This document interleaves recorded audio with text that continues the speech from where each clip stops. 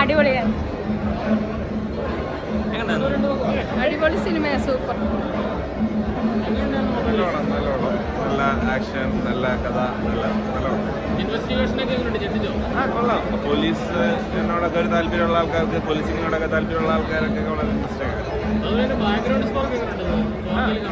മൊത്തത്തിലൊരു നല്ല ഇത് മൊത്തം എല്ലാം മേക്കിങ്ങും എല്ലാം നല്ല നന്നായിട്ടുണ്ട്. അഷ്കറിന്റെ പ്രകടനം എങ്ങനെയുണ്ട്? അഷ്കർ ആദ്യമായിട്ടൊരു പടത്തിലേക്ക് വരുമോ? അടിപൊളിയല്ലേ? സൂപ്പർ.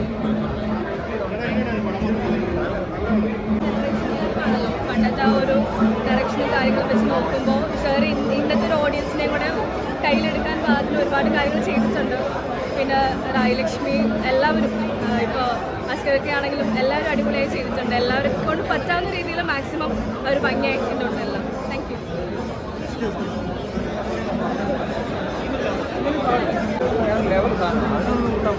പക്ഷേ പുള്ളിക്കാരൻ്റെ സ്റ്റൈലുണ്ട്.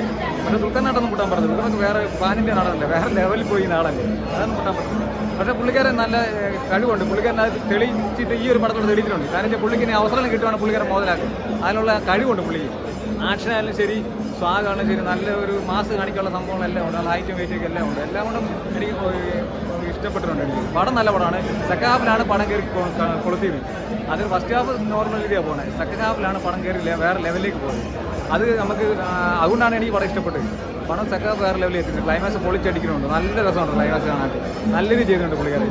മമ്മൂക്കയുടെ ആനന്ദവാൻ പിന്നെ എല്ലാവരും ചെയ്തിട്ടുണ്ട് നല്ല രീതി. റിയാസ് ഖാനൊക്കെ കടയിലോട്ട് ചെയ്തിട്ടുണ്ട്. പിന്നെ നായിക ലക്ഷ്മി റായ് ലക്ഷ്മിയൊക്കെ നല്ല രീതി ചെയ്തിട്ടുണ്ട്. റായ് ലക്ഷ്മിയൊക്കെ ഒരു രക്ഷയില്ല, അടിപൊളിയായിട്ട് നല്ല രീതി ചെയ്തിട്ടുണ്ട്, നല്ല രീതി അഭിനയിച്ചിട്ടുണ്ട്.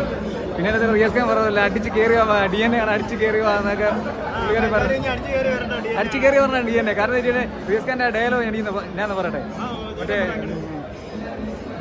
ഭാസ്കര ഇവർക്ക് എന്താണെന്ന് വെച്ചാൽ കൊടുക്ക്, കൊഞ്ചോ കള്ളോ കരിമീനോ വള്ളത്തി വെച്ചോ, ഇത് എന്താണെന്ന് വെച്ചാൽ കൊടുക്ക്, അടിച്ച് കയറി മക്കളെ DNA ആണ്. സൂപ്പർ സിനിമയായിരുന്നു. സൂപ്പർ. ഇല്ല, ബോറടിയില്ല. ജിജ്ഞാസയാണ് കാണാനുള്ള, അടുത്തത് എന്താകും എന്നുള്ള ഇതൊക്കെ. Super hit.